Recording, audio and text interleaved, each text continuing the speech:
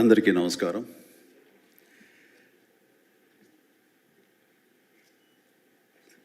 దిగ్దర్శకులు రాఘవేంద్ర గారు, కోదండరామరెడ్డి గారు, Gopal, young directors like Bobby, Vasishta, like నా నిర్మాతలు అల్లు అరవింద్ గారు, అశ్విని దత్ గారు, కెఎస్ రామారావు, శ్యామ్ ప్రసాద్ రెడ్డి, జెమినీ కిరణ్, తమ్మారెడ్డి భరద్వాజ్ గారు, అలా యంగ్ ప్రొడ్యూసర్ విక్కీ అండ్ పాత్రికేయ మిత్రులకు, అలాగే నా బ్లడ్ బ్రదర్స్, బ్లడ్ సిస్టర్స్, నా హృదయపూర్వక నమస్కారం. సో ఫస్ట్ ఆఫ్ ఆల్ ఈ ఈవెంట్ ఇంత గ్లామర్గా, ఇంత మెమొరబుల్గా ఉంది అంటే దానికి ప్రధానమైన కారణం నా మిత్రుడు Aamir Khan. Amirji, thank you so much. And with a small message and a phone call, you made it. And your presence made this moment as a memorable moment. Really, thank you so much. And I never forget this gesture from your side. And about Guinness Book of World Records, నేను ఊహించండి. I never expected, never dreamed about Guinness Book of World Record. Because Guinness బుక్కి మనకి ఏంటి సంబంధం అనే ఒక ఆలోచన ఏమైనా ఉంటుంది కదా సహజంగా. అలాగే నాకు అలాంటి ఆలోచన ఏమి లేదు. అలాంటిది నేను ఎదురు చూడనటువంటి ఒక గొప్ప ఆనర్ ఈ రోజున నాకు నా జీవితంలో నా ఈ సినీ ప్రస్థానం సంబంధించి తారసపడినందుకు ఆ భగవంతుడికి, దానికి కారణభూతులైన మా దర్శక నిర్మాతలకు, నా అభిమానులకు ఎప్పుడు నేను రుణపడి ఉంటాను. Thank you so much.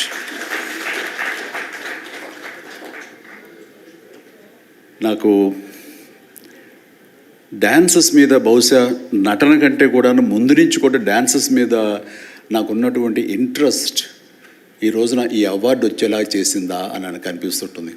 ఎందుకంటే ముందు నటనకి శ్రీకారం చుట్టే కంటే, ఓనమాలు దిద్దుకునే దానికంటే నేను ఫస్ట్ డ్యాన్స్కి నేను ఓనమాలు దిద్దానేమో అనిపిస్తుంటుంది.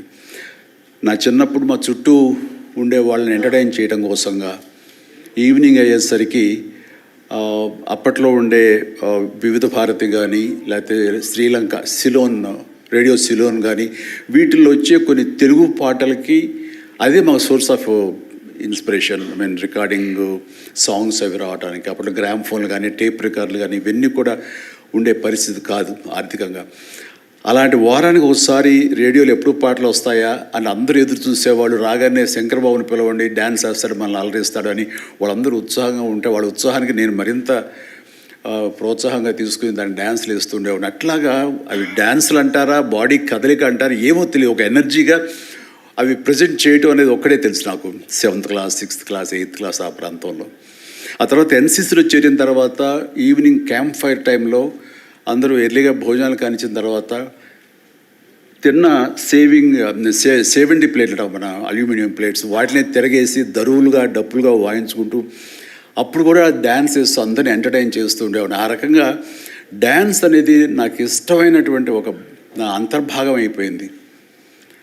అలాగా డ్యాన్స్లు నేను వేరుగా ఎప్పుడు చూడండి, ఎప్పుడు హుషారు అసలు అందుకంటే ముందు లేచిపోయి డ్యాన్సెస్ వేయటం అనేది మ్యూజిక్ అనుగుణంగా బాడీని మార్చుకోవడం జరిగింది. అంటే ఫస్ట్ పిక్చరు నేను వెళ్ళినప్పుడు అక్కడ సరదాగా నా రూమ్లో నేను డ్యాన్స్ వేస్తుంటే నా కో స్టార్స్ ఆర్టిస్ట్ వాడు చిరంజీవి డ్యాన్స్ వేస్తాడు అని అంటే అవునా అని వాళ్ళందరూ చేయాలంటే అందులో సావిత్రి గారు ఉండేవారు, రోజారమణి, కవిత, ఇలాంటి యాక్టర్లు అందరూ ఉండేవాళ్ళు, నరసింహరాజు ఇలాంటి వాళ్ళందరూ ఉన్నప్పుడు వర్షం పడుతుంది.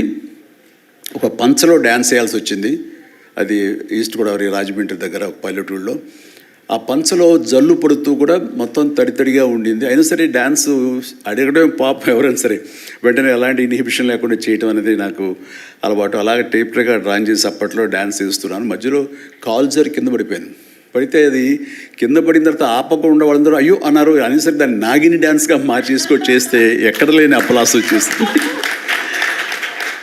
సో అక్కడ చూసేటంటే ఒక కో డైరెక్టరు రాఘవేంద్రరావు గారు, సారీ మన క్రాంతి కుమార్ గారికి చెప్పడం, ప్రాణం ఖరీదులు వాళ్ళు బుక్ చేసినప్పుడు ఎవే భలే డ్యాన్స్ వేస్తాడు, భలే ఉంటే డ్యాన్స్ అని అవునంటూ నా క్యారెక్టర్కి అంతకుముందు ఎప్పుడూ ఒక డ్యాన్స్ అనేది ఊహించుకోలేదు, సాంగ్ డ్యూయట్ సాంగ్ అని ఊహించుకొని వాళ్ళు ఒక ఎందుకు పెట్టకూడదు సాంగ్ అని చెప్పి నాకు ఆ సాంగ్ సిచ్యువేషన్ క్రియేట్ చేసి ఏలియల్లో ఎందాక అనే ఒక సాంగ్, అండ్ ఆ సాంగ్ నేను వేస్తే దాన్ని స్టెప్స్ అది వేసుకుని ఫస్ట్ టైం ఒక యాక్టర్గా నేను స్క్రీన్ మీద డ్యాన్స్ చేస్తూ కనిపించింది. అది దానికంటే ముందు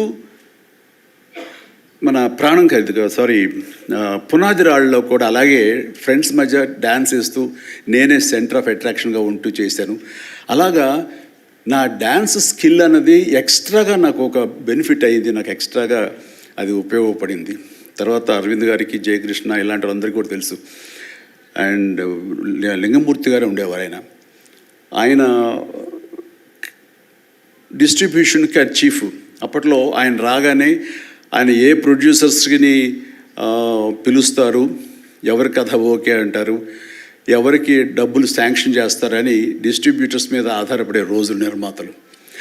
అలాంటి సమయంలో వేరు నాకంటే సీనియర్ హీరోస్, పెద్ద హీరోస్ ఎవరితోటో కథలు అనుకుంటుండగా ఆ చిరంజీవి అని అతను కొత్తగా వస్తాడుగా, అతనితో పెట్టి చేస్తే మీకు ఇంత డబ్బుగా ఇస్తాను, లేదంటే మామూలు అయితే కనుక దాన్ని లిమిటెడ్గా ఇంతే ఇస్తాను అనేసరికి డబ్బు ఎక్కువ ఇస్తానంటున్నారు అంటూ ఆయన లింగమూర్తి గారు నన్ను రికమెండ్ చేసేసరికి నా వైపే అందరూ కలిసి ఇతనే పెట్టుకుందాం అనేవాళ్ళు. అతను ఏంటంటే ప్రజానాడి, ఆడియన్స్ ఏమనుకుంటున్నారు, ఆడియన్స్ ఇతను సాంగ్స్ కోసంగా పదే సినిమాలకు వస్తున్నారు, ఇలాంటి వాడితో సినిమాలు తీస్తే మనకి 4 డబ్బులు వస్తాయి కదా, కమర్షియల్గా వైబుల్గా ఉంటుందని ఉద్దేశంతో ఆయన ఆ రకంగా అప్పట్లో నా ప్రొడ్యూసర్తో అనడం, అండ్ వాళ్ళు కూడా నన్ను ఆప్ చేయటం నాకు ఆ రకంగా డ్యాన్సెస్ అనేది ఒక ఎడ్జిని తీసుకొచ్చింది. ఆ తర్వాత నా నిర్మాతలు కానీ, నా ప్రొడ్యూసర్స్ కానీ, నా మ్యూజిక్ డైరెక్టర్స్ కానీ, నా కోరియోగ్రాఫర్స్ కానీ వీళ్ళు నా సాంగ్స్ అనేసరికి ప్రత్యేకమైన శ్రద్ధ పెట్టేవాళ్ళు. అంటే మ్యూజిక్ పరంగా కానీ, బీజిఎమ్స్ పరంగా కానీ ఆ సాంగ్స్ అనేవి ఖచ్చితంగా ఉండాలని. దత్తు గారితో నాకు ఎప్పుడు దెబ్బలాటాయి. ఎందుకంటే 6 సాంగ్స్ ఉండాలేమో బాస్ మనకు అనేవారైనా, లేదు 5 చాలండి, 6వ సాంగ్ ఎప్పుడు కథకి గొడవ అడ్డుపడిపోతుందంటే, లేదు బాస్ అది మీరు అనకండి, ఏ హీరో అయితే ఏమో కానీ మీరైతే మొత్తం 6 సాంగ్స్ ఉండాలి బాస్ అని ఆయన అంటాం. సో 6వ సాంగ్ని ఏదో రకంగా ఒప్పించడం. అలాగే అల్లు అరవింద్ గారు లాస్ట్కి వచ్చేసరికి అత్తగేముడు అమ్మాయి 3 సాంగే సిచ్యువేషన్ లేదు అక్కడ. అలాంటి చోట ఒక డబ్బు మీద ఒక సాంగ్ను ఆయన క్రియేట్ చేసుకుని అప్పుడు డైరెక్టర్ గారితో కోదండరామరెడ్డి గారు వీళ్ళందరూ కలిపి అనుకుని అత్తగేముడు అమ్మాయికి మొగుల్లో ఒక సాంగ్ను బలవంతంగా పెట్టాడు అక్కడ. ఆ టైంకి అది బలవంతంగా ఉంటుంది, కథ డిస్టర్బెన్స్ ఉంటుంది, కానీ సాంగ్స్ ఒక ఎడ్జి తీసుకుంటాయి. సాంగ్స్కి స్పెషల్ ఆడియన్స్ ఉన్నారు. ఆ ఆడియన్స్ సాంగ్స్ మళ్ళీ రిపీట్ చేసేవాళ్ళు. అప్పట్లో ప్రొజెక్టర్ ఆఫ్ చేసి మళ్ళీ రీప్లే చేసేవాళ్ళు. ఆ రకంగా సాంగ్స్ యొక్క ప్రత్యేకత నా జీవితంలో, నా సినీ కెరీర్లో, నా యొక్క విజయ పరంపరలో అది ఒక అంతర్భాగం అయిపోయింది. ఆ రకంగా సాంగ్స్ అనేది ఏదో సరదాగా హాబీగా చిన్నప్పుడు మొదలుపెట్టింది. అది ఈ రోజు వరకు నాకు విపరీతమైన ఫ్యాన్స్ని తీసుకొచ్చి డ్యాన్సెస్ అంటే చిరంజీవి చేయాలి అన్నంత పేరు తీసుకొచ్చి నాకు ఈ రోజు ఇదిగో ఈ Guinness Book of World records నాకు తీసుకొచ్చేలాగా చేసింది. సో ఇది నిజంగా అనూహ్యమైంది. ఏదో నటనకు వస్తుంది అన్నారు, వస్తుంది. అలాగే పర్సనాలిటీకి, మన సీనియారిటీకి అవార్డ్స్ వస్తాయి అనుకున్నా వస్తున్నాయి, అన్నీ అవుతున్నాయి. ఇంక ఎందుకు వస్తాయి, ఏమన్నా వస్తాయి అనుకుంటే కనుక ఈ రూపంలో వచ్చింది. ఈ రకంగా నన్ను వరిస్తుంది అనుకోలేదు. అది కాకుండా Guinness Book of World Records అన్నది.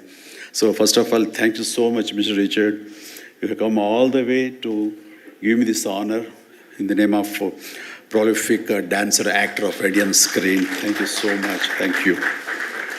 And then ఇంతకు మించి నేను ఎక్కువ ఏవి చెప్పలేను. బట్ నా యొక్క ఈ విజయ పరంపరలో నేను కొనసాగడానికి నాకు ముందు నుంచి దోహదపడుతున్న నా నిర్మాతలకి, నా తోటి నటీనటులకు, నా టెక్నీషియన్స్కి, నా డైరెక్టర్స్కి, ప్రతి ఒక్కరికి హృదయపూర్వక ధన్యవాదాలు మరొకసారి తెలియజేసుకుంటూ ప్రతి ఒక్కరికి నా అభినందనలు సెలవు తీసుకుంటాను. జై హింద్. Thank you sir. మీరు ఇంతకు మించి ఏమీ చెప్పరన్నారు, కానీ ఫ్యూచర్ ఫిల్మ్స్లో